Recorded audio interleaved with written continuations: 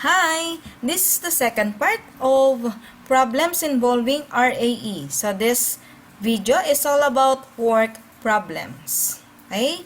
So think about this. Ana Rosa owns a jewelry shop. She can make 3 dozens of bracelets in 2 hours. Her helper can do the same number of bracelets in 3 hours. How long will it take them to make 3 dozens of bracelets if they work together? Okay? So, just like what we have done on the first set of problems, in number problems, you are going to represent first our problem. Okay?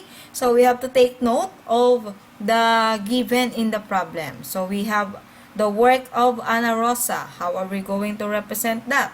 Since Ana Rosa and the helper are doing the same job or one job, so we may use 1 as our numerator and we have 2 as our denominator because Ana Rosa can do a job or the same job with the helper in 2 hours. So that's why the representation of Ana Rosa's work is 1 over 2. While for the helper, since the helper can do the same job in 3 hours, so that's why we may represent the work of the helper by 1 over 3. But the question is, if they work together, how long will it take them to finish the job? Okay? So we have here 1 over x because we don't know yet how long will it take them if they work together. Okay? So we are going to add the work of Ana Rosa and the helper. So as you have noticed, it looks like our previous topic, which is you are going to add, and since we have different denominators here, so you are going to find first for the LCD. What do you think is our LCD? Yes, you're right. Our LCD here is 6x. Okay? And still, the same with our previous topic, you are going to multiply the LCD with each term of our equation, like this one. Okay, so just watch the video. And then, you're going to use cancellation. So, cancel out the common factor. So, you will left here with 3x. And then, on the second term, we left here with 2x. And, on the last part, on the right side of the equation, we can cancel out x. So, you will left with 6. Okay? So, our new equation now is 3x plus 2x equals 6. Then, you are going to combine the like terms. So, we have 3x plus 2x is 5x equals 6. Then, divide both sides of the equation by 5 for you to eliminate here the coefficient of x. So, that's why you will obtain x equals 6 over 5. Okay? But since we are looking for the time, because the question is how long will it take them to finish the job or to finish the 3 dozens of bracelet. So, we may take note that working together, it will only take Ana Rosa and her helper to make 3 dozens of bracelets in 1 1/5 hours. Okay? So, before we have 6 over 5. So, you are going to change that to mixed form so that you can easily determine the number of hours it will take Ana Rosa and the helper to finish the 3 dozens of bracelets. Okay? So, let's have another example. Ed can do a job in 4 days. When Ed and Maymay work together, it would take them 2 1/3 days. How long would it take Maymay to do the job alone? Okay, so this time, you are going to find if Maymay will do the job alone, how long would it take? Okay? So, again, we have to represent our problem. So, for Ed's work, we have 1 over 4. Then, for my y, we don't know yet. So, that's why we have 1 over x there. And then, for together, okay, so we have here 1 over 2 1/3. Okay? Okay, so we have here to simplify first our right side of the equation. So, you will have here to simplify first 2 1/3. So, since it is in mixed form, we have to change that to improper fraction. So 2 1/3 will become, yes, 7 over 3. And then, this right side will be 1 all over 7/3. So, we are going to express this as 1 divided by 7 over 3, wherein you are going to proceed with multiplication because we have here division. So, you have to get the reciprocal of the second fraction. So, that's why we will have here 1 times 3 over 7. Okay? So, we have here 3 over 7. Okay? So, therefore, the right side of the equal sign of the equation rather now is 3 over 7. So, our new equation now is 1 over 4 plus 1 over x equals 3 over 7. Okay?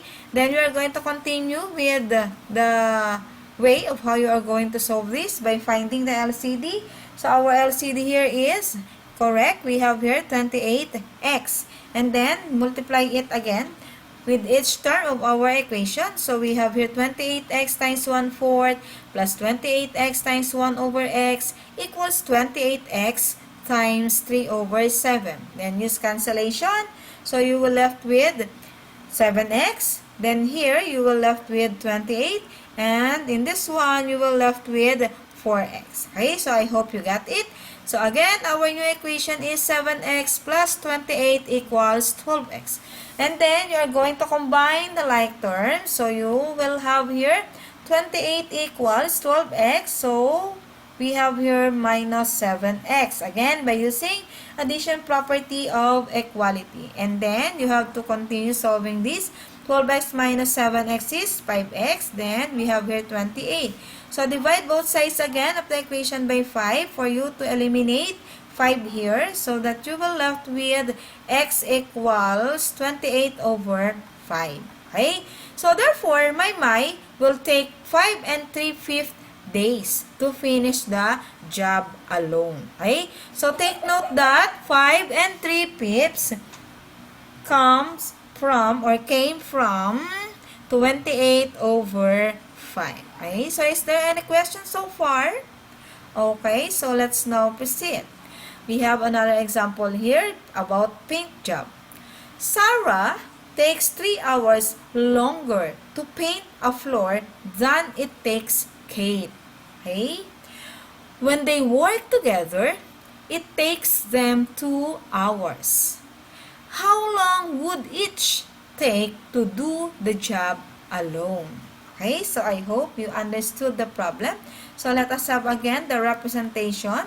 For Sarah, we have here, okay, so for rather, by the way, we have said that in the problem, together they work in 2 hours. So that's why we have here 1 over 2. Then for Sarah, we have 1 over x plus 3.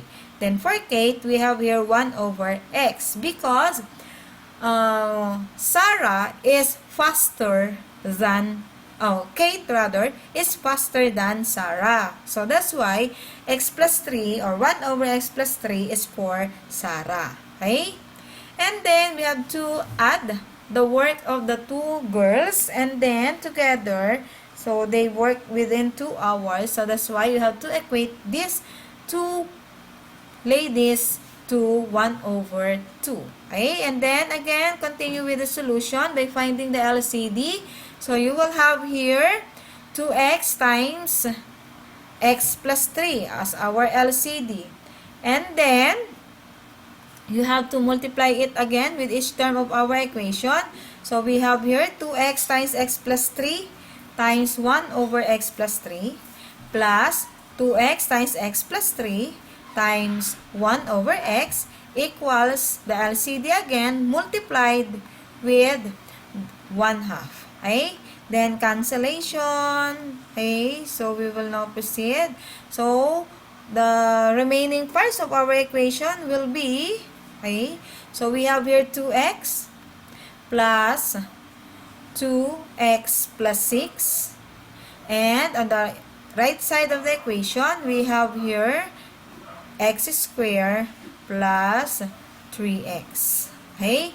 And then, you are going to rewrite our remaining parts of the equation. So, you will have here 2x and 2x will become 4x. Then, you are going to combine that again with 3x. So, you will have here 0 equals x squared plus 3x minus 4x plus or minus 6 because you have again to use addition property of equality here.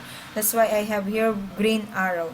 And then, it seems that you obtained a quadratic equation, but you can still combine 3x and negative x, so, or negative 4x rather.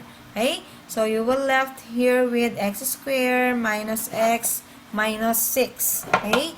And then, as you have noticed, it is under our topic, quadratic trinomial, wherein our a is equal to 1. So, you are going to factor it out. So, you will have here x minus 3 times x plus 2. Okay? And then, you are going to equate each factor to 0. So, you will have x minus 3 equals 0. So, you will obtain 3. Then, the other factor, x plus 2, is equal to 0. So, you will obtain x equals negative 2.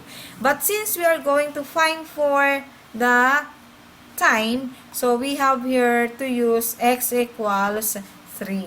Okay? So, we have Kate will take 3 hours and Sarah will take 6 hours to do the job. Okay? So, is there any question so far? So, if you don't have your question, so again, let us have the steps in solving worded problems. So, again, number 1, read the problem several times and analyze the facts. Second, we have to assign a variable for the unknown. Third, we have to make or create an equation. Then, solve the resulting equation and check the solution. Okay?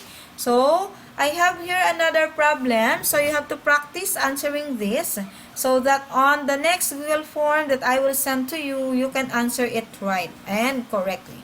Okay? So, another problem is this one.